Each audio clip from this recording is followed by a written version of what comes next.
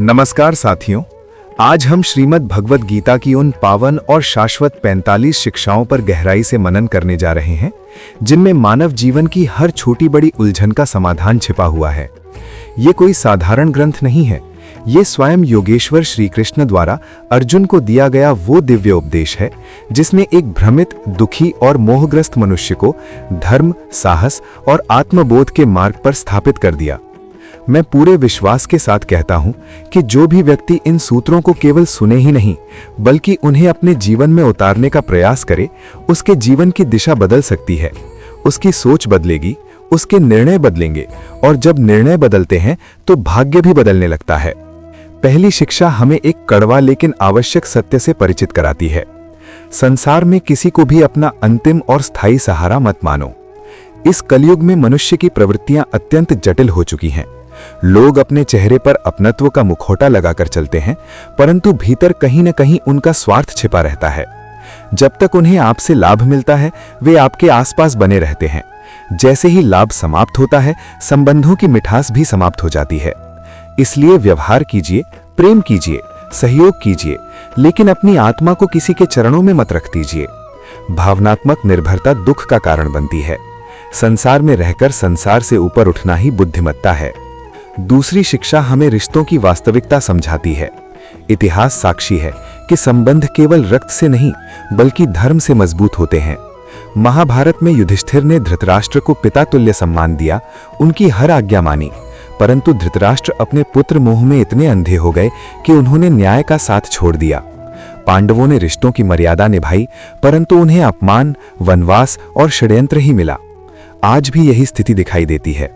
जब आप सफलता की ओर बढ़ते हैं तो कई बार आपके अपने ही भीतर असहज होने लगते हैं। इसलिए संबंध निभाइए, परंतु अपनी उन्नति और मानसिक शांति को दांव पर मत लगाइए। जो रिश्ता आपकी आत्मा को कमजोर करे, उससे दूरी बनाना ही श्रेष्ठ है। तीसरी शिक्षा दिखावे के संसार से सावधान करती है। मधुर वचन बोलना सरल है, परंतु कठिन समय में साथ निभाना दुर्लभ है। जो व्यक्ति केवल शब्दों से आपके चारों ओर जाल बुनता है और कर्म में शून्य है, उससे सजग रहना आवश्यक है। सच्चा अपना वही है जो विपत्ति में आपके साथ खड़ा हो। अच्छे समय के मित्रों की भीड़ और बुरे समय की तन्हाई दोनों ही जीवन के शिक्षक हैं। इसलिए किसी की मीठी बातों से अधिक उसके कर्मों को देखिए। चौथी शिक्षा अन्याय के विरुद्ध खड़े होने की प्रेरणा देती है। अपमान को सहन करना महानता नहीं है। जब आप अन्याय को बिना विरोध के स्वीकार करते हैं तो सामने वाले का साहस बढ़ जाता है। वो आपको सहज लक्ष्य समझने लगता है। यदि आपके साथ कुछ गलत हो रहा है तो शांतिपूर्वक परंतु दृढ़ता से उसका प्रतिकार कीजिए। धर्म की रक्षा करना ही सच्ची करुणा है। अर्जुन जब युद्ध भूमि में शस्त्र डालकर बैठ गए, तब श्री कृष्ण ने उन्हें कायरता त्याग कर धर्म युद्ध के लिए प्रेरित किया। जीवन में भी कई बार हमें अपने अधिकारों और आत्मसम्मान की रक्षा के लिए खड़ा होना पड़ता है। पांचवी शिक्षा विश्वासघात से संबंधित है। यदि किसी ने जानबूझकर आपको धोखा दिया है तो उसे बार बार अवसर देना आत्मघाती कदम हो सकता है। क्षमा करना श्रेष्ठ है, क्योंकि वो आपके हृदय को विष से मुक्त करता है, परंतु क्षमा का अर्थ ये नहीं कि आप अपनी सीमाएं समाप्त कर दें। सांप केंचुल बदल सकता है, पर स्वभाव नहीं। अनुभवों से सीखना ही विवेक है। छठी शिक्षा मोह के बंधन को समझाती है। हमारा अधिकांश दुख उन्हीं लोगों से जुड़ा होता है जिन्हें हमने अपनी अपेक्षाओं के सिंहासन पर बैठा दिया होता है। जब अपेक्षाएं टूटती हैं तो हृदय भी टूटता है। अर्जुन भीष्म और द्रोण के प्रति मोहवश शस्त्र उठाने में संकोच कर रहे थे, परंतु श्री कृष्ण ने उन्हें बताया कि धर्म के मार्ग में व्यक्तिगत मोह बाधा नहीं बनना चाहिए। जितना गहरा मोह उतना गहरा दुख। इसलिए प्रेम कीजिए, परंतु आसक्ति से बचिए। सातवीं शिक्षा कर्म और पुरुषार्थ की है। यदि आप अपनी मंजिल पाने के लिए परिश्रम नहीं करते तो उसे खोने पर रोने का अधिकार भी नहीं है। जीवन में जो स्थिति है वो किसी न किसी निर्णय का परिणाम है। दूसरों को दोष देना सरल है, परंतु आत्मचिंतन कठिन। अपने जीवन की जिम्मेदारी स्वयं स्वीकार कीजिए। कर्म ही भाग्य का निर्माता है। आठवीं शिक्षा हमें सावधान करती है कि मनुष्य को कभी ये अहंकार नहीं करना चाहिए कि उसने संसार को पूरी तरह समझ लिया है। लोग परतों में जीते हैं। कोई बाहर से मधुर दिख सकता है, भीतर से कठोर हो सकता है। इसलिए विवेक जागृत रखिए। विश्वास कीजिए, परंतु अंधविश्वास मत कीजिए। नवी शिक्षा जीवन के उद्देश्य की खोज है। अधिकांश लोग भीड़ का अनुसरण करते हुए जीवन बिताते हैं, जन्म लेना, पढ़ाई करना, नौकरी करना, धन कमाना और अंत में मृत्यु। क्या जीवन केवल इतना ही है? प्रत्येक व्यक्ति की एक विशिष्ट भूमिका है। अर्जुन को उनका स्वधर्म याद दिलाया गया। आपको भी अपने स्वभाव और क्षमता के अनुरूप लक्ष्य निर्धारित करना चाहिए। 10वीं शिक्षा अहंकार और ममता के त्याग की है। मैं और मेरा ही दुख की जड़ है। जब हम किसी वस्तु या व्यक्ति को अपना मान लेते हैं तो उसके खोने का भय जन्म लेता है। समर्पण का भाव जीवन को हल्का बना देता है। जब आप कर्तापन छोड़कर ईश्वर पर विश्वास करते हैं तो भीतर शांति उत्पन्न होती है। 11वीं शिक्षा चिंता से मुक्ति की है। जो होना है वो होकर रहेगा। भविष्य की चिंता वर्तमान की शांति को नष्ट करती है। जन्म के समय हम खाली हाथ आए थे और मृत्यु के समय भी खाली हाथ जाएंगे, फिर मध्य का ये अनावश्यक तनाव क्यों? 12वीं शिक्षा अत्यधिक सरलता से बचने की है। भले बनिए परंतु इतने भोले मत बनिए कि लोग आपका उपयोग कर लें। जंगल में सीधे वृक्ष पहले काटे जाते हैं। जीवन में सज्जनता के साथ साथ साहस भी आवश्यक है। 13वीं शिक्षा गोपनीयता की है। अपने हृदय की हर बात हर किसी को न बताइए। दुनिया सहानुभूति का मुखौटा पहन सकती है परंतु आपकी कमजोरी को हथियार भी बना सकती है। विवेक पूर्वक ही अपनी भावनाएं साझा कीजिए। 14वीं शिक्षा सम्मान की अपेक्षा से मुक्ति की है।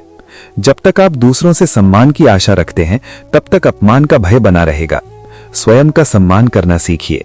आत्मनिर्भर बनिए। 15वीं शिक्षा सकारात्मक दृष्टिकोण की है। जो होता है अच्छे के लिए होता है। कभी कभी कोई घटना तत्काल दुखद प्रतीत होती है परंतु वही भविष्य में बड़ी विपत्ति से बचा लेती है। 16वीं शिक्षा निर्भरता से बचने की है। आर्थिक और भावनात्मक स्वतंत्रता दोनों आवश्यक हैं। जो व्यक्ति पूर्णतः किसी पर निर्भर हो जाता है वो अनजाने में ही नियंत्रण में आ जाता है। 17वीं शिक्षा अकेलेपन के भय को दूर करती है। आप अकेले आए थे और अकेले ही जाएंगे। यदि कोई साथ छोड़ दे तो उसे ईश्वर की योजना समझिए। परमात्मा सदैव आपके साथ है। 18वीं शिक्षा धैर्य की है। कठिन समय स्थायी नहीं होता परंतु धैर्यवान व्यक्ति स्थायी होता है। जो विपत्ति में शांत रहता है वही विजेता बनता है। 19वीं शिक्षा धोखे से सीखने की है। विश्वासघात को अंत नहीं बल्कि शिक्षा समझिए। वो आपके मोह को तोड़कर आपको जागृत करता है। 20वीं शिक्षा अतीत को छोड़ने की है। बीते हुए कल के घावों को कुरेदने से वर्तमान का सौंदर्य नष्ट हो जाता है। 21वीं शिक्षा प्रेम की पात्रता पर है। अपनी ऊर्जा उसी पर लगाइए जो उसकी कद्र करे। 22वीं शिक्षा ईर्ष्या के प्रति सावधान करती है। अपनों की ईर्ष्या कई बार बाहरी शत्रुओं से अधिक घातक होती है। 23वीं शिक्षा पुनः मोह की जड़ पर प्रहार करती है। जितनी गहरी आसक्ति उतनी गहरी वेदना। 24वीं शिक्षा क्रोध के विनाशकारी प्रभाव को बताती है। क्रोध विवेक को नष्ट कर देता है। 25वीं शिक्षा संतुलन और अनुशासन की है। किसी भी वस्तु की अति हानिकारक है। 26वीं शिक्षा प्रार्थना की शक्ति है। प्रार्थना समस्या हटाने की नहीं शक्ति देने की याचना है। 27वीं शिक्षा निष्काम कर्म की है।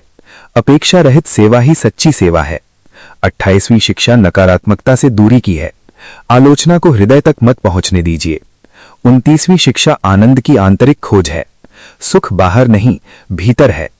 30वीं शिक्षा समय के महत्व की है। समय सबसे मूल्यवान संपत्ति है। 31वीं शिक्षा मन के नियंत्रण की है। मन आपका मित्र भी है और शत्रु भी। 32वीं शिक्षा सुख दुख की क्षण भंगुरता की है। 33वीं शिक्षा नियति के स्वीकार की है। 34वीं शिक्षा लोगों की आलोचना से ऊपर उठने की है। 35वीं शिक्षा पूर्ण समर्पण की है। 36वीं शिक्षा वैराग्य की है। 37वीं शिक्षा भावना की शक्ति की है। 38वीं शिक्षा आत्मरक्षा की है। 39वीं शिक्षा वर्तमान में जीने की है। 40वीं शिक्षा मृत्यु के निर्भय सत्य की है। 41वीं शिक्षा विचारों के शोधन की है। 42वीं शिक्षा वासना क्रोध और लोभ से बचने की है। 43वीं शिक्षा ईश्वर की एकता की है। 44वीं शिक्षा लालसा से सावधानी की है और 45वीं और अंतिम शिक्षा अनन्य शरणागति की है। जो पूर्ण विश्वास से परमात्मा की शरण में जाता है उसके योग और क्षेम की व्यवस्था स्वयं ईश्वर करते हैं। साथियों, ये 45 शिक्षाएं केवल शब्द नहीं है, ये जीवन की दिशा बदलने वाले सूत्र हैं। यदि आप इन्हें अपने व्यवहार, निर्णय और सोच में उतार लें तो आपका जीवन संतुलित, शांत और सफल बन सकता है।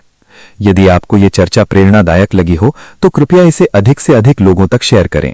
हमारे चैनल को अवश्य सब्सक्राइब करें ताकि आपको ऐसे ही आध्यात्मिक और प्रेरणादायक वीडियो नियमित रूप से मिलते रहें। आपके जीवन में सदैव सुख, शांति और विवेक का प्रकाश बना रहे।